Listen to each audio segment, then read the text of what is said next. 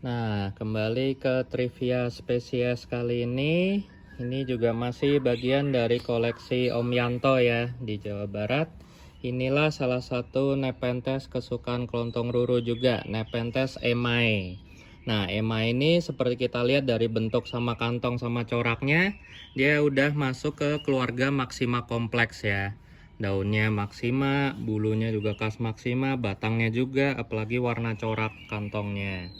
Nah, dari sejarahnya gimana? Jadi, si Nepenthes emai ini udah ditemuin oleh ahli botanis VOC pada zaman itu di tahun 1938. Lagi zaman Perang Dunia II ya ini. Nah, penemunya itu orang VOC namanya Pierre Joseph Emma. Nah, kemudian pada tahun 1984, dia dideskripsikan oleh tim Jepang yang dipimpin oleh Kurata. Nah, kemudian yang menarik dari Emma ini, dia punya nama lain, yaitu Nepenthes infundibuliformis.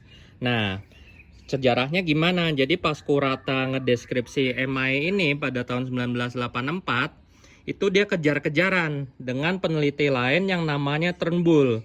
Jadi pas si Kurata rilis jurnalnya atas nama Emma, in honor of penemunya Pierre Joseph Emai, 4 hari kemudian si Turnbull juga ngerilis jurnal, tapi dia mengangkat namanya bukan Emai tapi infundibuliformis. Jadi merujuk ke bentuk kantong uppernya yang infundibulum, artinya lonjong ke atas kayak gelas wine. Nah, itulah uniknya dunia nepe ya, para ilmuwan pun selalu bersaing. Nah, tadi udah tak jelasin dia karakternya sebenarnya masih masuk ke Maxima kompleks. Tapi yang menarik lagi, si emai ini punya 2 wajah dan sangat terkenal yang menjadi ciri khas emai. Dan ini masih taraf lower ya sebenarnya. Nah, kalau menurut para peneliti, kalau lower gini, kata si Stuart McPherson, itu karakternya mirip dengan Veichi kantongnya. Emang agak mirip ya, bantet, peristomnya lebar, terus bagian ridge-nya ini naik banget, khas keluarga Veichi atau Mollis atau Hureliana. Nah, kemudian juga pas pada saat uppernya itu teman-teman pasti tahu lah kalau Emma itu ngebentuk gelas wine. Nah, itu mirip dengan Nepenthes jamban gitu. Nah, kalau menurut para peneliti, uppernya itu selain mirip dengan jamban, tapi lebih saintifik itu lebih mirip dengan Fusca sama Vogeli. Dari situlah si Nepenthes emma ini mendapat nama lain infundibuliformis.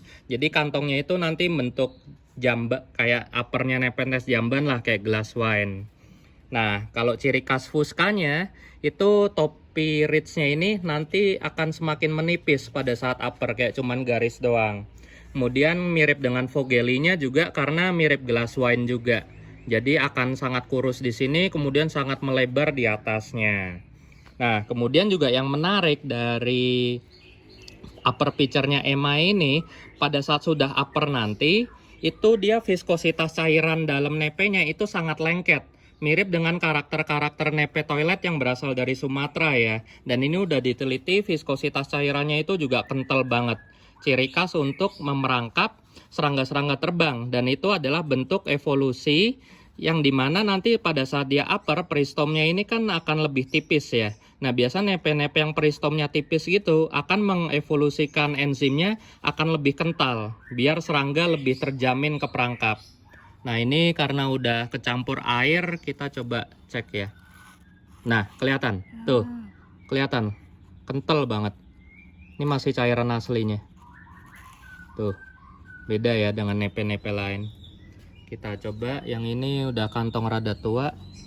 Apakah viskositas cairannya masih? Oh, ini udah kecampur. Yang ini tadi masih asli banget, kental ya. Nah, kemudian juga kalau dari segi habitat, si emai ini dia relatif luas penyebarannya dari ketinggian 1000 sampai 2000 meter. Kemudian juga dari segi medianya itu relatif beragam ya. Kalau di ketinggian lebih rendah, dia biasanya tumbuh di hutan-hutan yang terganggu atau di tebing-tebing gitu. Nah, hutan itu kan kadang suka kebakaran atau pohonnya ambruk atau kita ganggu dengan pembangunan. Nah, itu kan cahaya kuat relatif akan masuk. Nah, itu biasanya emai tumbuh. Nah, nanti kalau udah makin lebih tinggi, kemudian suhunya lebih dingin, si emai ini juga tumbuh secara epifit, tumbuh di lumut-lumut hidup kayak gitu. Nah, kemudian juga kalau dari segi karakter pemeliharaan ya, Kelontong Ruru juga piara, ada 2 klon. Nah, klon yang pertama female itu berasal dari indukan ini, dan satu lagi berasal dari sumber saya dari pedagang di Sumatera. Jadi saya berharap semoga bisa sepasang ya jantan.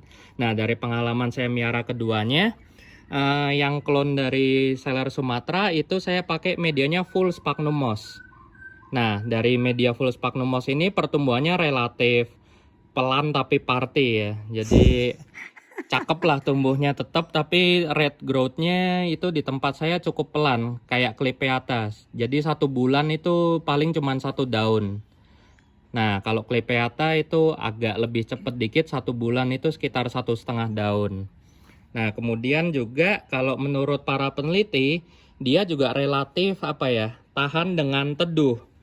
Jadi kalau di tempat teduh, di habitat dia masih hidup, tapi akan jauh lebih bagus, lebih banyak ngantong, dan lebih seger di yang cahayanya semakin kuat. Nah, kemudian juga dari kondisi pemeliharaan itu di tempat saya pakai AC setengah PK.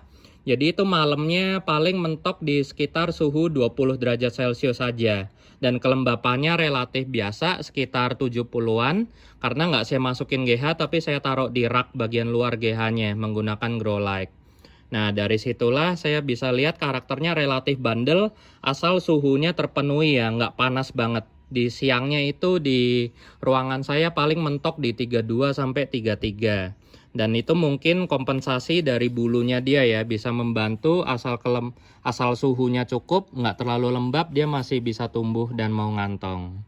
Nah, kemudian ciri khas lain dari keluarga Maxima, seperti ada di Closey Eye, beberapa Maxima, dan terutama Emae, adalah appendage-nya ini. Jadi di kebanyakan keluarga Maxima, dia memiliki 2 appendage, di pangkal topi dan di ujung topi. Ini ciri khas dari keluarga Emae, Closey Eye, sama Maxima.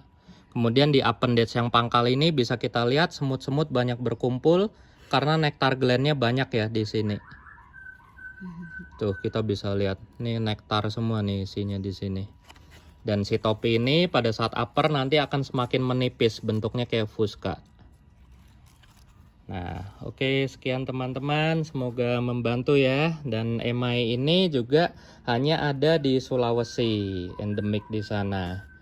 Jadi kita patut layak menjaga konservasi mereka juga. Oke, sekian teman-teman, thank you.